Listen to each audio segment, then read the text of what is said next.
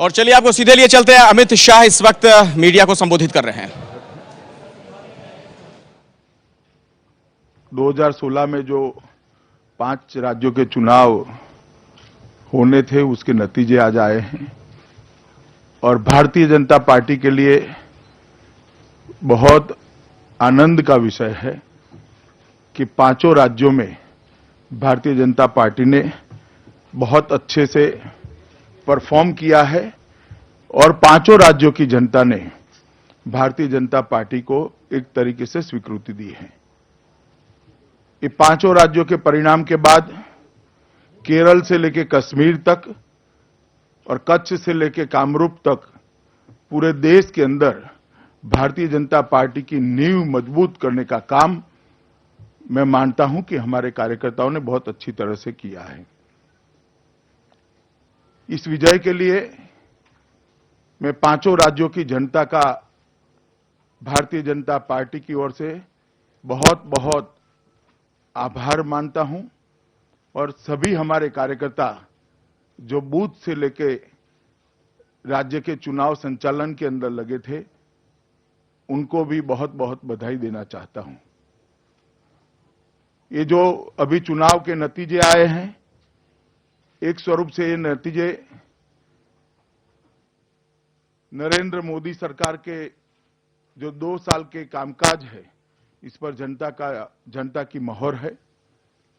सकारात्मक पॉलिटिक्स का विजय है, नकारात्मक प्रचार का पराजय है और देश में एक पॉलिटिक्स ऑफ परफॉर्मेंस की नई शुरुआत मैं यहां से देख रहा हूं। पार्लियामेंट के अंदर जिन लोगों ने अलग अलग राजनीतिक बहाने निकालकर पार्लियामेंट को विकास के रास्ते से भटकाने का काम किया, उनको 5 राज्यों की जनता ने अपनी जगह दिखा दी है और भारतीय जनता पार्टी ने जो नारा दिया है कांग्रेस मुक्त भारत, उसमें 2 कदम देश और आगे बढ़ा है और कांग्रेस मुक्त भारत के काफी नजदीक पहुंचे हैं। जहां तक आसाम का सवाल है, पहली बार उत्तर पूर्व में अपनी सरकार बनाई है। एनडीए गठबंधन को जो भारतीय जनता पार्टी असम गण परिषद और बोडोज को लेकर बना था वहां पर उसको भारी सफलता मिली है। 2/3 बहुमत से वहां जनादेश मिला है। स्वतंत्र रूप से भारतीय जनता पार्टी वहां सरकार बना पाए इतनी सीटें भारतीय जनता पार्टी को प्राप्त हुई है। मैं मानता हूं कि उत्तर पूर्व में भारतीय जनता पार्टी के लिए ये बहुत अच्छे समाचार है और पूरे देश भर में भारतीय जनता पार्टी का कार्यकर्ता इससे आनंदित हुआ है। बंगाल के अंदर भी 2011 के विधानसभा चुनाव के अंदर हमें 4.6% वोट मिला था और इस चुनाव में हमें 10.7%, करीब करीब 11% वोट मिला है, जो दर्शाता है कि हमारे वोट को हमने 2.5 गुना किया है और एनडीए गठबंधन को वहां पर 6 सीटें प्राप्त हो सके ऐसी स्थिति बनी है। अभी कुछ सीटों का काउंटिंग चालू है। केरल के अंदर भारतीय जनता पार्टी ने एक बहुत मेहनत कर भारतीय जनता पार्टी के संगठन के विस्तार के लिए एक कार्य योजना बनाई थी। इसको भारी सफलता मिली है। गत चुनाव के अंदर केरल में भारतीय जनता पार्टी को 6% वोट मिले थे और इस चुनाव में एनडीए जिसमें हमारा एक एलआई है बीडीजेएस, उसको मिलाकर करीब करीब 15% वोट मिले हैं। तो 3 गुना वोटों में बढ़ोतरी भारतीय जनता पार्टी ने की है और एक सीट भी जीते हैं। पांडिचेरी और तमिलनाडु दोनों जगह पे हमने हमारा जो सफलता का ग्राफ था उसको बरकरार रखा है, उसमें कोई गिरावट नहीं आई है। हालांकि वहां पर सीटों की दृष्टि से हमें सफलता नहीं मिली है। झारखंड के अंदर भारतीय जनता पार्टी की 1 सीट थी, हम 1 जीते हैं। गुजरात के अंदर कांग्रेस की 1 सीट पर उपचुनाव था, वो भारतीय जनता पार्टी जीत कर आई है और यूपी में दोनों सीटें वैसे समाजवादी पार्टी जीती है, मगर दोनों सीटों पर एक सीट पर भारतीय जनता पार्टी को 9% वोट मिला था, इस बार 45% वोट मिला है। दूसरी सीट पर भारतीय जनता पार्टी को 8% वोट मिला था, वहां 37% वोट मिला है। मैं मानता हूं बहुत अच्छे चुनाव नतीजे उत्तर प्रदेश के अंदर भी हमें मिले हैं। आसाम का विजय बहुत दृष्टि से मायने रखता है। आसाम एक सरहदी राज्य है। ये वो राज्य है जहां से 10 साल तक कांग्रेस के प्रधानमंत्री आसाम का प्रतिनिधित्व करते थे। वो राज्य के अंदर बीजेपी की स्वतंत्र रूप से सरकार बन पाए, इतनी बड़ी मात्रा में भारतीय जनता पार्टी को यश मिला है और एनडीए को 2/3 बहुमत मिला है। और मैं आज यहां से आसाम की जनता को आश्वस्त करना चाहता हूं कि पूरा एनडीए बीजेपी के नेतृत्व में आसाम के विकास के लिए प्रतिबद्ध है और आसाम को काफी समय के बाद एक लोकाभिमुख सरकार देने का काम भारतीय जनता पार्टी करेगी और आने वाले दिनों में आसाम देश के विकसित राज्यों में शुमार हो सके, इस प्रकार से हम निष्ठावान प्रयास करेंगे। केरल के अंदर हिंसा की राजनीति के सामने भारतीय जनता पार्टी ने जो प्रयास किया है, मैं मानता हूं कि वो बहुत बड़ा प्रयास है और उसको सफलता भी मिली है। मित्रों, ये सभी राज्यों में जब भारतीय जनता पार्टी का चुनाव जब शुरू हुआ, तब भारतीय जनता पार्टी के पास पुराने जो आंकड़े थे, वो भारतीय जनता पार्टी इसमें बहुत अच्छा परफॉर्म नहीं कर पाई थी कभी भी चुनावी राजनीति में। इस बार भारतीय जनता पार्टी ने 2019 के लिए एक स्टॉन्च फाउंडेशन डालने का काम ये सभी राज्यों में किया है और ये जो सशक्त नींव पड़ी है, उस पर 2019 तक मुझे भरोसा है कि हमारी कैडर एक मजबूत विजय की इमारत बनाने में सफल होगी और भारतीय जनता पार्टी 2019 के चुनाव में ये सभी राज्यों में एक बहुत अच्छी सफलता प्राप्त करेगी। नरेंद्र मोदी जी की जो सरकार, भाजपा की सरकार, एनडीए की सरकार जो चल रही है, उसने गांव गरीब किसान के लिए जिस प्रकार की कार्य योजना बनाकर आगे हम निकले हैं, मैं मानता हूं जहां हमारा संगठन नहीं था, निर्बल था, वहां पर भी इसको बहुत अच्छी स्वीकृति मिली है।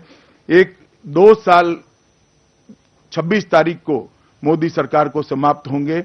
हमने भ्रष्टाचार मुक्त शासन देने का हमारा वादा था, वो निभाया है। राजनीति को विकास के रास्ते पे ले जाने के लिए हमने जो वादा किया था, उसमें भी हम सफल हुए हैं और दुनिया के अंदर भारत का सम्मान बढ़ाने में श्री नरेंद्र मोदी को अप्रत्याशित सफलता मिली है। इससे भी मुझे लगता है कि भारतीय जनता पार्टी के कार्यकर्ताओं को इतना अच्छा जनादेश प्राप्त हुआ है।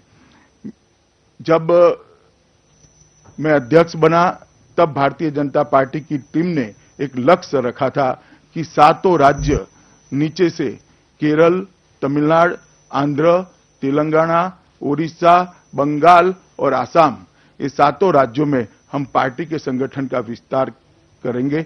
मुझे आज कहते हुए हर्ष है कि लगभग 17-18 महीने के समय के अंदर हम ये काम बहुत अच्छे से कर पाए हैं और इसको हमारे कार्यकर्ता आगे पर भी करेंगे। मेघालय में एक उपचुनाव था, वो भी एनडीए ने बहुत अच्छे से जीता है और कांग्रेस ने दोनों राज्य जहां पर उनकी सरकारें थी, उसको गंवाया है। तो एक तरीके से जो पार्लियामेंट के अंदर पॉलिटिक्स को आगे कर, राजनीतिक मुद्दों को आगे कर और एक तरीके से जनता ने जो जनादेश दिया है, इसके साथ नॉन कोऑपरेशन की एक भूमिका रखकर काम कर रहे हैं, अड़ंगा लगा रहे हैं और विकास को रोकने का काम कर रहे हैं, वो कांग्रेस पार्टी को देश की जनता ने एक रास्ता दिखाने का प्रयास किया है। मैं मानता हूं कि ये सकारात्मक परिणाम है और बहुत अच्छे परिणाम आए हैं। जयललिता जी और ममता जी को मैं बधाई देना चाहता हूं। दोनों राज्यों में उन्होंने बहुत अच्छी जीत अर्ज की है। उनको भी भारतीय जनता पार्टी की ओर से बहुत बहुत बधाई।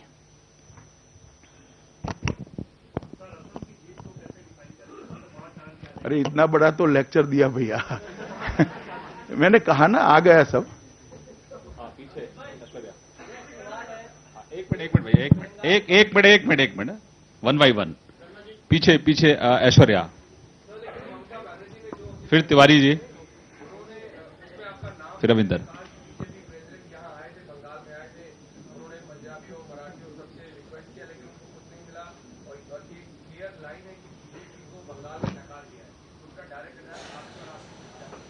नहीं, वो ठीक है, मगर मैं मानता हूं बंगाल में हमें बहुत अच्छा प्रतिसाद मिला है। बंगाल के अंदर हमारी वोटों की जो बढ़ोतरी हुई है और एक नींव डाली है, वो बहुत अच्छा है। बेस बहुत कम था, हमने काफी अच्छा परफॉर्म किया है। अमिताभ सिन्हा, फिर तिवारी जी। हाँ,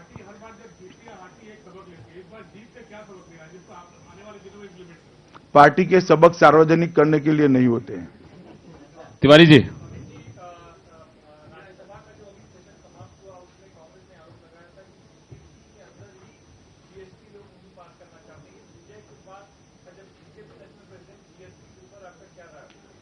देखिए, मैंने कहा कि कांग्रेस ने राजनीतिक स्कोर सेटल करने के लिए एनडीए सरकार के विकास के एजेंडे को रोकने का ट्राई किया है, मोदी जी के प्रयास को रोकने का ट्राई किया है, और उसी का परिणाम है राज्य कोई भी हो, कोई भी जीता हो, कोई भी हारा हो, कांग्रेस सब जगह हारी है।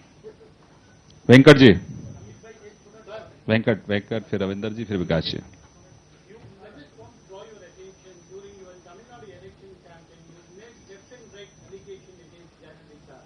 And the government, current government, Mr. Piyush Goyal also made his statement for the last 2 years he could not even measure.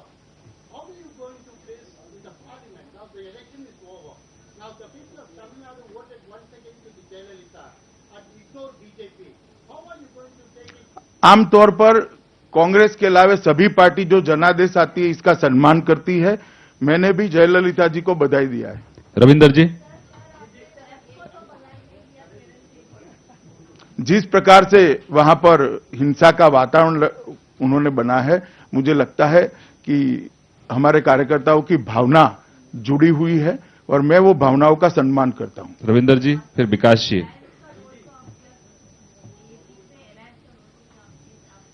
क्या असम में? नहीं, जीत में हर साथी का महत्व है, हर साथी का योगदान है, तभी जाकर इतनी बड़ी जीत आती है।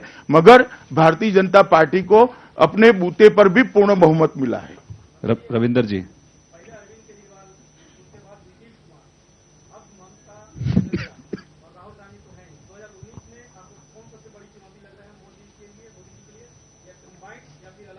हम 2019 में हमारे परफॉर्मेंस के आधार पर चुनाव लड़ेंगे और हम हमारे परफॉर्मेंस को ठीक रखने का सजग प्रयास कर रहे हैं। 2019 तक उसको चालू रखेंगे। विकास भदौरिया। अरे भाई, सामने जो होंगे वो होंगे, हम हमारे परफॉर्मेंस के आधार पर चुनाव लड़ेंगे। विकास भदौरिया, फिर अखिलेश शर्मा।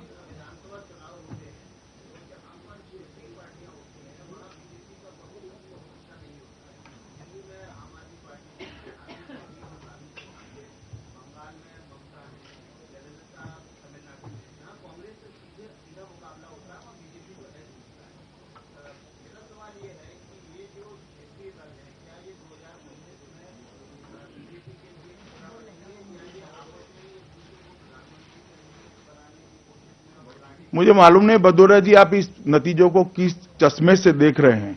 राजनीतिक बढ़ोतरी का जो ग्राफ होता है कभी यूं नहीं होता है, यूं होता है, और भारतीय जनता पार्टी ने ग्राफ की दिशा पकड़ ली है। इसीलिए मैंने कहा कि स्ट्रॉन्ग फाउंडेशन है 2019 के लिए और इस पर एक बहुत अच्छी विजय की इमारत हम बना पाएंगे। अखिलेश जी।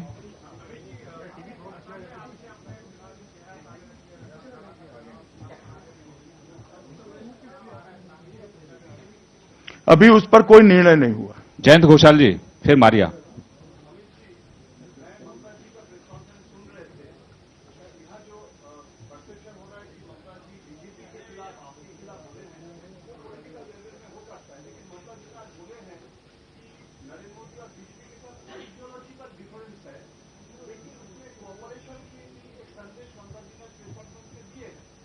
नहीं, मैंने भी संदेश दिया है, अभी आप रिसीव नहीं कर पाए। चलिए, हो गया।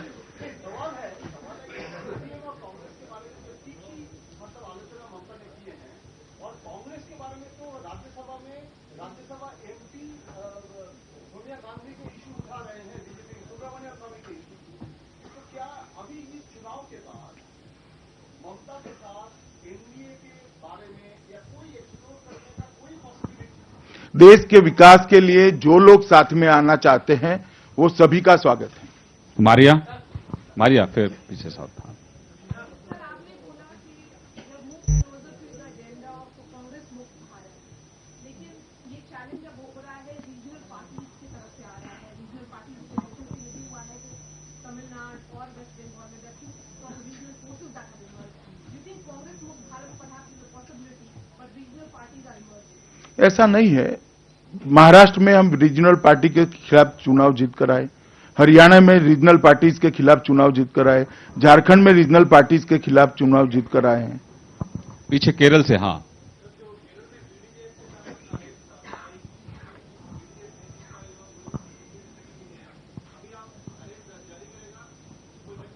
नहीं, जारी ही है अलायंस हमारा। विजय जी आपके सामने जो बैठे, हाँ।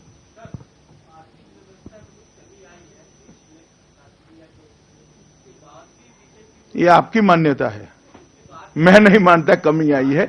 आर्थिक मोर्चे पर हर क्षेत्र में भारतीय जनता पार्टी की नरेंद्र मोदी सरकार ने अच्छा परफॉर्म किया। विजय जी, फिर मजूमदार जी, फिर अशोक सिंघल जी।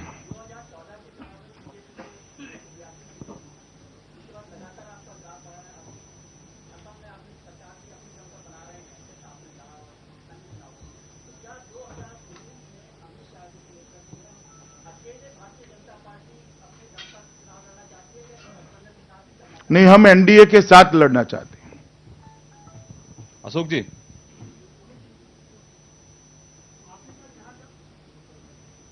हाँ पूछिए ना। बोलिए।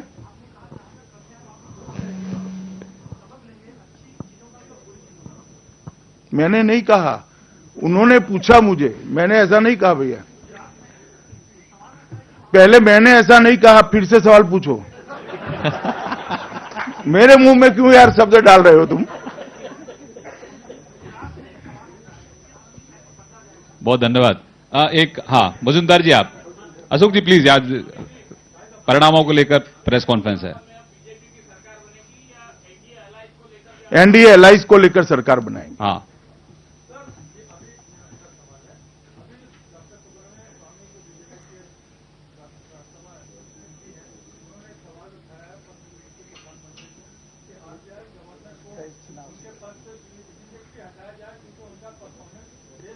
बहुत धन्यवाद आज की प्रेस इस प्रसीमेत ने, हाँ।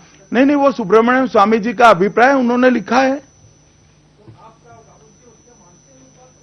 अरे वो मुझे नहीं लिखा है ना, मुझे लिख के तो मैं जवाब दे देता। राहुल श्रीवास्तव जी, मेरी एक प्रार्थना है सबसे कि 5 राज्यों के जो परिणाम आए इसी पर अगर आप अपने सवाल केंद्रित रखेंगे तो मुझे अच्छा लगेगा।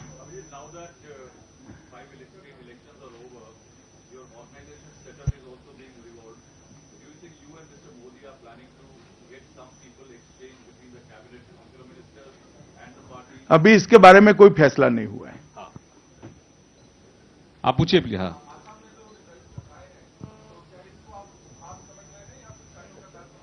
हाँ,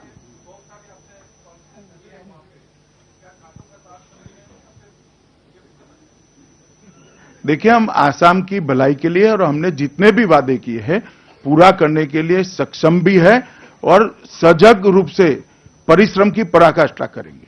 लास्ट सवाल शीला जी। हाँ,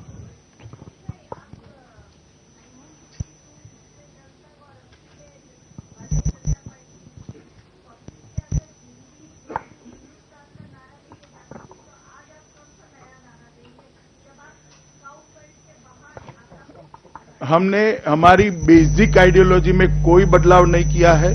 भारतीय जनता पार्टी ने हमेशा परफॉर्मेंस की पॉलिटिक्स की है, विकास के एजेंडे पे हम आगे बढ़े हैं।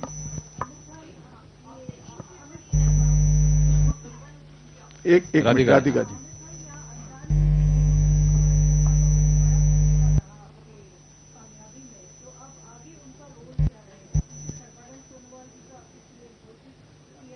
जो मुख्यमंत्री बनेंगे वो तय करेंगे। आपका अभी डेट तय नहीं हुआ है। आज शाम को पार्लियामेंट्री बोर्ड है, उसके अंदर ये सारी चीजों पर चर्चा होगी। अनामिका जी, अभी आपका तय नहीं। सवाल। हाँ, परिणाम देखकर कांग्रेस के साथ जाने का साहस कोई नहीं करेगा। जो गया है वो सब हारे। धन्यवाद। बहुत बहुत धन्यवाद, थैंक यू वेरी मच।